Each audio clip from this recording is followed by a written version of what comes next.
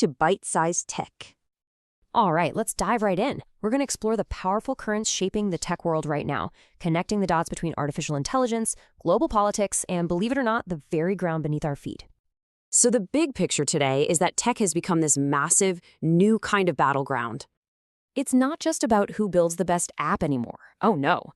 It's an all-out war being fought on multiple fronts at the same time, in the world of software, in the political arena, and even with the physical stuff, the actual infrastructure. And let's start with the most explosive front of them all, the AI gold rush. And when I say gold rush, the scale is just mind-boggling. We're talking about a potential $300 billion market. And get this, that's for just one part of NVIDIA's business, its data center segment. Insane. You know, analysts are looking at this and saying the market has literally never seen a product like this, ever. And what's driving this whole thing? It's NVIDIA's beastly next-generation GPUs. We're talking about their Blackwell and Blackwell Ultra chips. But here's the thing, right? When one company is having a gold rush this massive, it's often an extinction event for someone else. And in this case, the ones in the crosshairs, well, it's pretty much the rest of the software industry. Yup, the very same power that's making NVIDIA a titan is creating a total existential crisis for other software companies. You've got investors basically panicking, fearing that generative AI is just gonna, well, eat their lunch. I mean, think about it. Why would you pay for a bunch of different niche software tools when one big AI model can handle coding, data analysis, all your office tasks, the whole shebang? And, you know, this kind of economic pressure doesn't stay in a neat little box. It's spilling over everywhere, turning the tech world into a full-blown political and legal battlefield. I mean, look no further than the recent dust-up between Elon Musk and Apple over its OpenAI integration.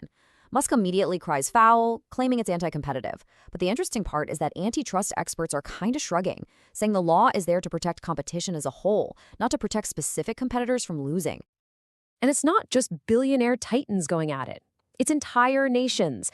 There's this whole tech tax tussle that's been simmering for years between the US and Europe. It really kicked off back in 2019, and now it's really heating up, with the US threatening to hit back with tariffs and even ship restrictions. So what's driving all this? It's a global chess match, and the stakes are absolutely huge, because being the leader in AI is now seen as a national imperative. Just how high are the stakes? Try $400 billion. Yep, that's how much is being spent on AI this year alone. That's a 53% jump. But here's the catch. All of this incredible digital intelligence is about to slam headfirst into a very hard, very real wall.